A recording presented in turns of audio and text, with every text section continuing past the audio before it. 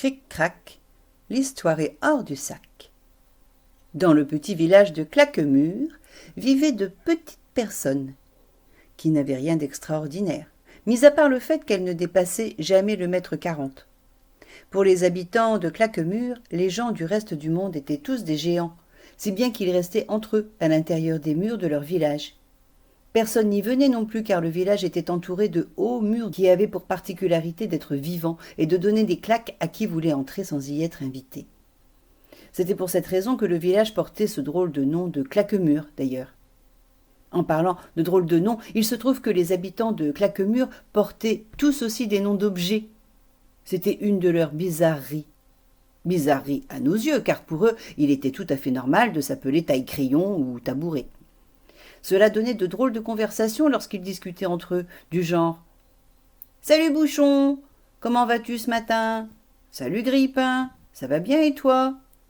Oh, ça va, je vais à la fête d'anniversaire des Saureuses à salade ce soir. Et toi, est-ce que tu y vas aussi ? Ah bah oui, bien sûr, il y aura aussi lampe à huile et coupe-ongles. Et que fais-tu de tes enfants ? Tringle à rideau et pédale de frein ? Oh bah c'est aspirateur qui les garde. Ah d'accord. À ce soir alors. Dans ce village, tout le monde vivait en harmonie. Il n'y avait pas de chef, et chacun faisait ce qu'il avait à faire. Baguette de tambour était coiffeuse. Pantalon était tailleur et faisait les vêtements. Canne à pêche était poissonnier, etc., etc. Mais un jour, Tournevis le menuisier tomba dans un trou alors qu'il se promenait avec son ami Brosse à Dents. Brosse à Dents courut chercher de l'aide au village. « Tournevis est tombé, Tournevis est tombé !» criait-elle. « Venez l'aider !» Aussitôt tout le village accourut et se rassembla autour du trou.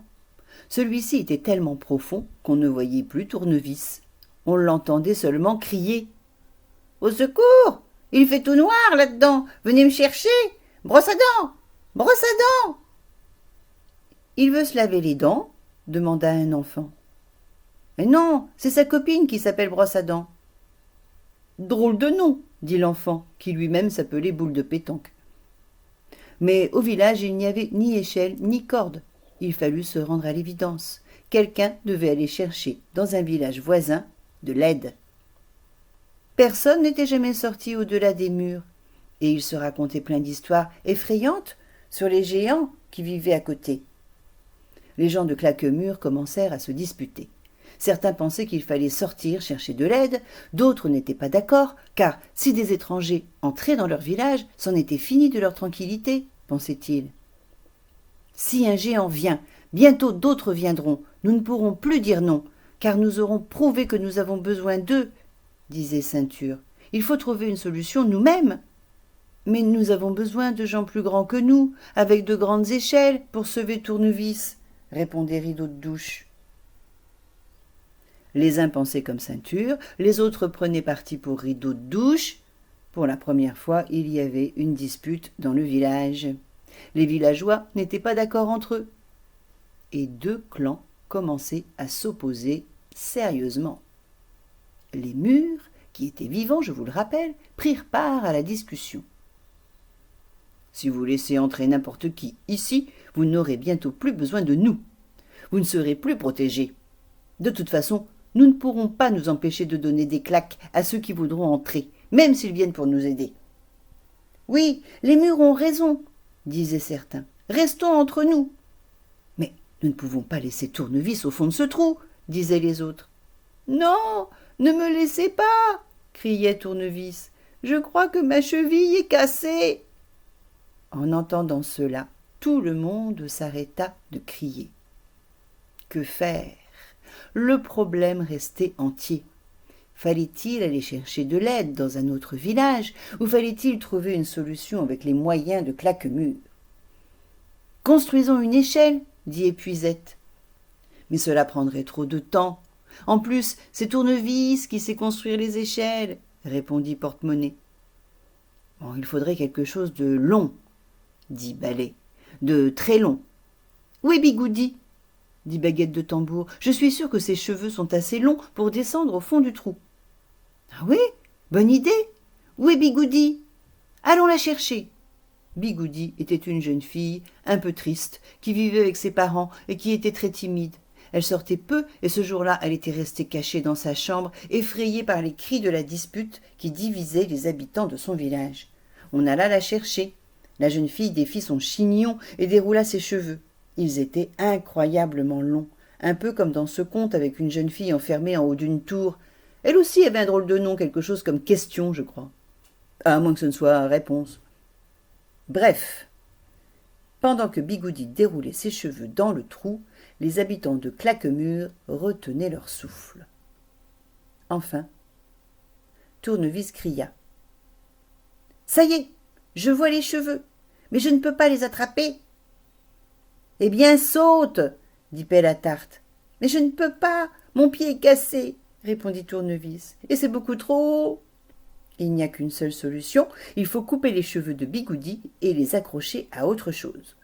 « Pas question, » dit la mère de Bigoudi, « ma fille ne coupera pas ses cheveux. »« Si, » dit Bigoudi, « ils repousseront.